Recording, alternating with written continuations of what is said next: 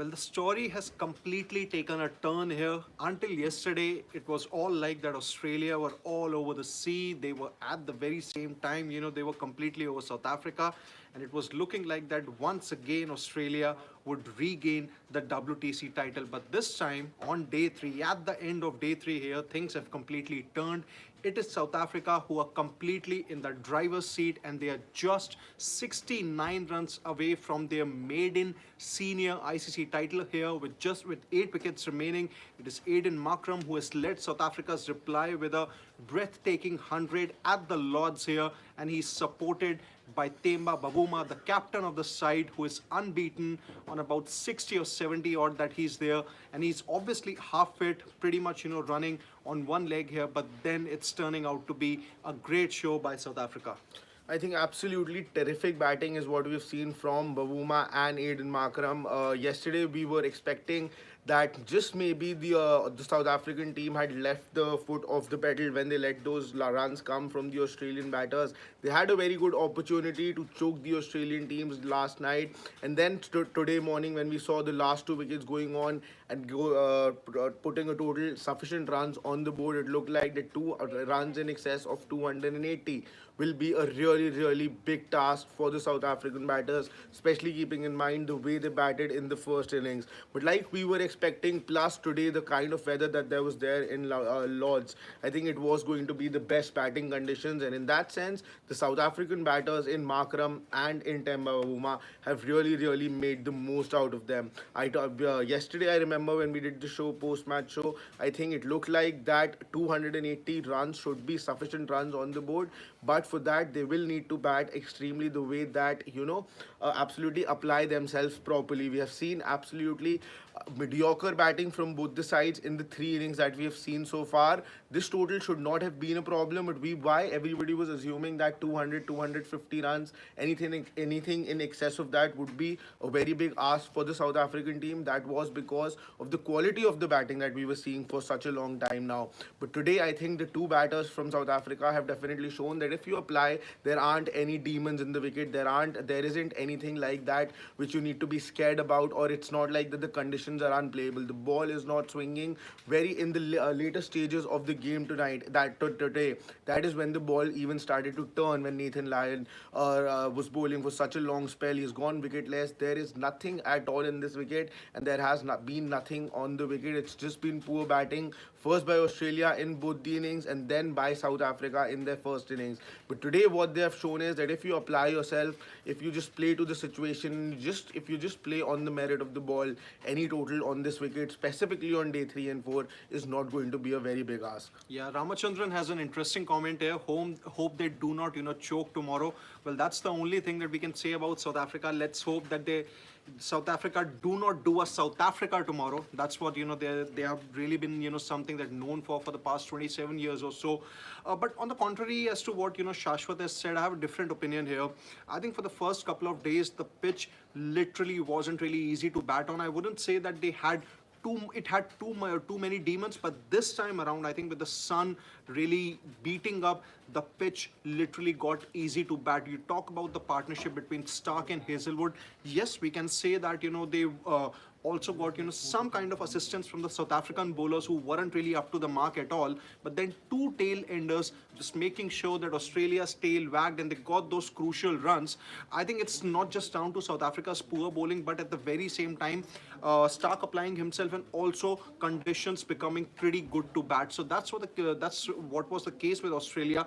And now for South Africa, a team that was bundled out for 138 odd in the first innings, they managed to apply themselves a lot better because they knew it from the word go that it's not really swinging that much. Apart from the wicket of Ryan Rickelton, which did have some kind of an away swing from Mitchell Stark, there weren't any cases or one too many moments in which you could have said that Australian bowlers dominated the proceedings, or at the very same time they had some kind of swing that they were able to generate. So I think the conditions literally got better for batting, but I think maybe if South Africa do go on to achieve the WTC glory tomorrow, obviously it's going to be down to the fact that Markram and Bavuma played those brilliant innings.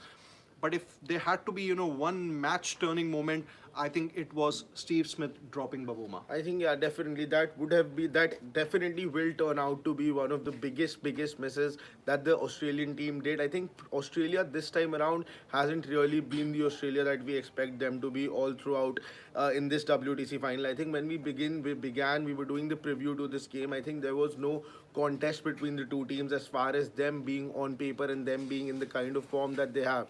But Australia have been really unlike Australia. Beat the batting. I do. You did mention about the fact that the wicket was swinging to begin Yeah. with, and it wasn't like it was going. It was a very easy pitch to bat on. But one thing that I also disagree over here is that see, at the end of the day, it is England, it is Lords. As soon as there is cloud cover, the ball is going to swing, especially when you have the red cherry in the Dukes. That definitely is going to be swinging all around the park. But from the wicket, there was no assistance to begin with. There was swing to offer because of the conditions, but it wasn't a wicket where you bundled out for 130 or 212 like we saw Australia and South Africa in their respective first innings. So that is something that I think has really been an underwhelming performance by the Australian team. And I think the South African team gave each and every chance once again to make sure that they end up choking once again. They had Australia underneath them in that sense. They were ahead in this game, but they gave Australia many chances to make a comeback into this game. But the Australian team, unlike what they are characteristically in that sense, haven't really been able to do that this time around.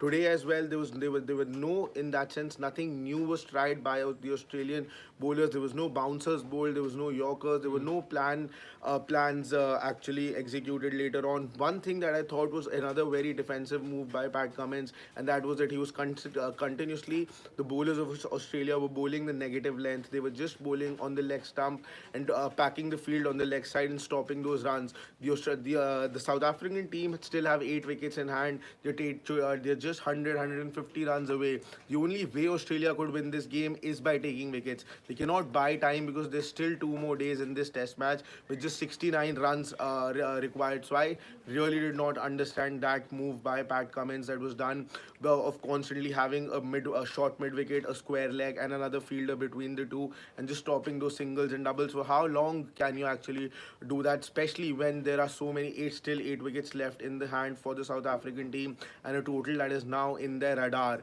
As far as them choking is concerned, it looks highly unlikely that from here they will not win the game, but that's exactly what we felt on the 19th of June, 29th of June, I'm sorry, as well, when they were just 30 runs away from that World Cup. 26 of 24. Yeah, exactly, and it looked like that there is no chance that they can choke from here. So even from after this, we have seen this South African middle order get absolutely bamboozled by the Australian bowlers in the first innings. I won't be surprised if that happens again. So that is why I liked another thing by the South African batters today, by Temba Bavuma and Aiden Markram, is that they were playing attacking cricket. They were trying to leave they tried to score as many runs as possible today itself. In fact, there was a brief moment as well when it looked like that maybe they're just going for the win today itself. I think that was a very good move, because if they would have left anything above 100 for tomorrow, then things could have been very different as well, because tomorrow they would have come, the weather could have been very different. It would have been a fresh day. You could have seen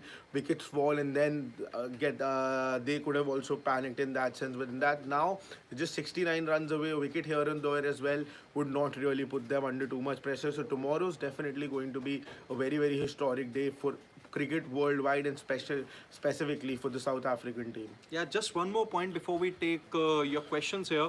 I think you spoke about Pat Cummins, looking more like a clueless captain. And I think since the time he's taken over as Australia's leader, I think this is probably the first or the second time when you're seeing that he was literally short on ideas. But we also have to talk about Australia's bowling here. Nathan Lyon, Stark, Cummins. I think Stark looked the most potent of the lot here. I think for Australian bowlers, what I personally think is that they were too much reliant on swing. They were probably hoping that there could be some kind of late swing. That has been the case in England the last few years or so, that they would get in, that would be enough for them to trouble the South African batters. That wasn't really to be the case this time around. So are they guilty of the fact that Cummins had more of those more of a defensive fielding? Or is it basically down to the fact that Australian bowlers did not try many variations? I think all in all, the whole approach in that sense was very defensive. At the end of the day, that approach needs to begin from up top bowlers needed to bowl with a little bit of more aggression. They were not bowling with that aggression. They were not bowling wicket to wicket.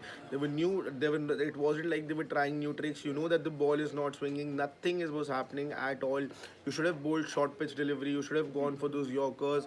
You should have tried to try and make Bahuma and Aiden Markram chase those balls outside of stump. But what they did was it went with a defensive field and started to save those runs. So in that sense, it looked like there was very defensive captaincy, and it's really surprising. It will be good to know what exactly was going through Pat Cummins' head at that point of time.